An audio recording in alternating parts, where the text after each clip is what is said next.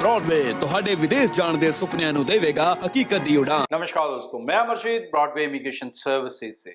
आज की जो बातचीत है वो खासकर उन स्टूडेंट्स के लिए है जो बहुत सारे स्टूडेंट्स जो कनाडा के लिए एलिजिबल हैं बट चाहते हुए ना चाहते हुए कहीं ना कहीं वो रिफ्यूजल्स फेस कर रहे हैं या अपने प्रोफाइल्स को बहुत ज़्यादा मेहनत करने के बाद भी इन एलिजिबल सिचुएशन में फेस कर रहे हैं। अब ऐसे बहुत से स्टूडेंट्स यूके का रास्ता अपनाने लगे हैं।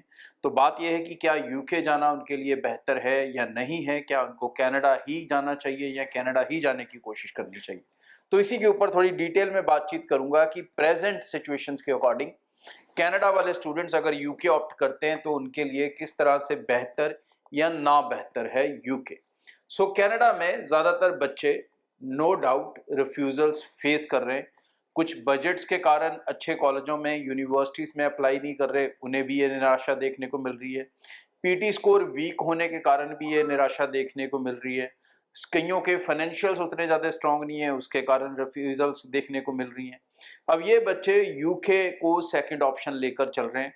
तो क्या यूके उनके लिए बेहतर सेकंड ऑप्शन है? तो मैं कहूँगा बिल्कुल एक बेहतर सेकंड ऑप्शन है प्रेजेंट सिनारियो के अकॉर्डिंगली। क्योंकि आज की डेट में जितने भी बच्चे कनाडा के लिए एलिजिबल थे वो सारे यूके के लिए 110% एलिजिबल हैं। सारे बच्चे आराम से वहाँ पर अपना 100% वीज़ा सक्सेस रेट भी ले सकते हैं। और बहुत से ऐसे प्रोफाइल्स भी होंगे जो +2 स्टूडेंट हैं और वो यूके जाके सिर्फ 1 साल पढ़ के सीधा अपनी बैचलर्स कंप्लीट कर सकते हैं, उनको 3 साल पढ़ने की जरूरत नहीं पड़ेगी। ऐसे बहुत से बच्चे अवेलेबल होंगे। कौन कौन से बच्चे होंगे? जो भी कनाडा जाने की कोशिश कर रहे थे, जिनके पास आईएलटीएस स्कोर 6 ओवरऑल 5.5 है, वो यूके अपनी बैचलर डिग्री सिर्फ 1 साल में कर सकते हैं। जितने भी बच्चे सीबीएसई स्टूडेंट हैं, 70% इंग्लिश है, वो बच्चे भी 1 साल में अपनी बैचलर्स यूके में कंप्लीट कर सकते हैं। बहुत सारे जो पीजी डिप्लोमास के लिए जाना चाहते हैं, स्पाउस के साथ जाना चाहते हैं, ऐसे बहुत से कैंडिडेट हैं जो कनाडा एलिजिबल नहीं हो पा रहे या रिफ्यूजल्स फेस कर रहे हैं, वो सब यूके जा सकते हैं। और यूके जाने के अब क्या क्या बेनिफिट हैं? एक तो ये भी बेनिफिट है कि आप इटसेल्फ यूके में ही अपनी स्पेस बना सकते हैं, वहीं पर अपना वर्क परमिट, अपनी सेटलमेंट सब कुछ पॉसिबल कर सकते हैं।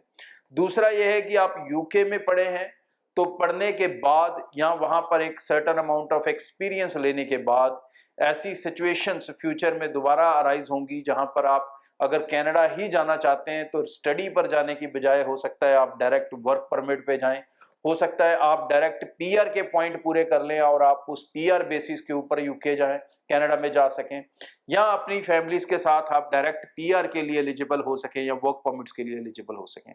ऐसी बहुत सी पॉसिबिलिटीज बाद में भी खुलेंगी। और ना सिर्फ कनाडा के लिए, बाद में ऑस्ट्रेलिया के लिए भी ये वीजास लेने आसान हो जाते हैं, चाहे वहां पर ग्रेजुएशन करके ऑस्ट्रेलिया जाके मास्टर्स करना या ऑस्ट्रेलिया डायरेक्ट वर्क परमिट्स पे जाना या डायरेक्ट पीआर पे जाना, ये सारी चीजें पॉसिबल है। और यूएस के लिए भी यस, आप फ्यूचर में जा सकते हैं, यूरोप की बहुत सारी कंट्रीज के लिए अपना रास्ता खोल सकते हैं। तो अगर जो बच्चे कहीं ना कहीं कनाडा के लिए ज्यादा निराशा देख रहे हैं, 2 रिफ्यूजल 3 रिफ्यूजल इस तरह से सिचुएशंस को फेस कर रहे हैं, या अच्छे बजट के कारण वो कनाडा को अपना ड्रीम डेस्टिनेशन पर नहीं जा पा रहे, तो वो प्रेजेंटली यूके जाके अपनी फ्यूचर के लिए अच्छी प्लानिंग बना सकते हैं।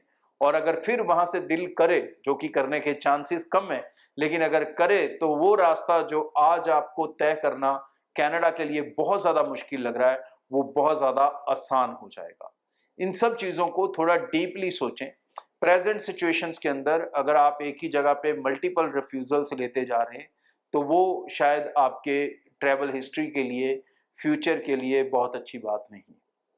किसी भी फाइल को 1 या 2 बार ट्राई करना सही है, तीसरी बार भी ट्राई करना सही है अगर ये पता हो कि उसका रीजन क्या है 100%।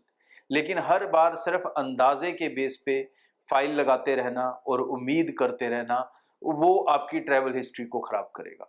तो ऐसे खराब करने से अच्छा है चूज द डेस्टिनेशन जो आपको प्रेजेंटली 100% वीज़ा दे रहा है, आपके प्रोफाइल को एलिवेट कर रहा है, फ्यूचर के लिए आपका प्रोफाइल और ज़्यादा स्ट्रॉन्ग हो रहा है, क्योंकि आप अच्छी यूनिवर्सिटीज़ में पढ़ेंगे यूके में, तो डेफिनेटली वहाँ से पढ़े हुए स्टूडेंट्स की एक रेपुटेशन है। आपने देखा पिछले 3 साल में बहुत सारा बच्चा था ऐसा जो कनाडा एलिजिबल नहीं हो पाता था और वो यूके जाता था, फिर यूके से वो लोग कनाडा में, बहुत से बच्चे वहाँ से कनाडा गए, वर्क परमिट पे गए हैं, पीआर पे गए हैं, या टूरिस्ट वीजा लेके उस समय कनाडा के अंदर उसको वर्क परमिट में बदलने की ऑप्शन होती थी। तो ऐसे बहुत से रास्ते वो बच्चे अपना पाए। तो ये रास्ते बंद नहीं हैं, ये रास्ते उस तरह से अभी भी खुले हैं, सिर्फ आपको अपने डिसीजंस वाइजली लेने हैं।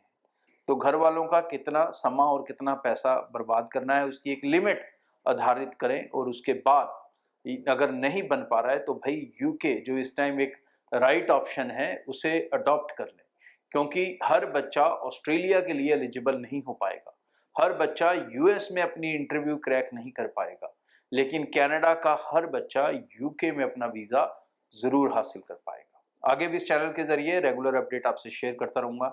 आज के लिए इतना, थैंक यू। ब्रॉडवे ਤੁਹਾਡੇ ਵਿਦੇਸ਼ ਜਾਣ ਦੇ ਸੁਪਨਿਆਂ ਨੂੰ ਦੇਵੇਗਾ ਹਕੀਕਤ ਦੀ ਉਡਾਨ।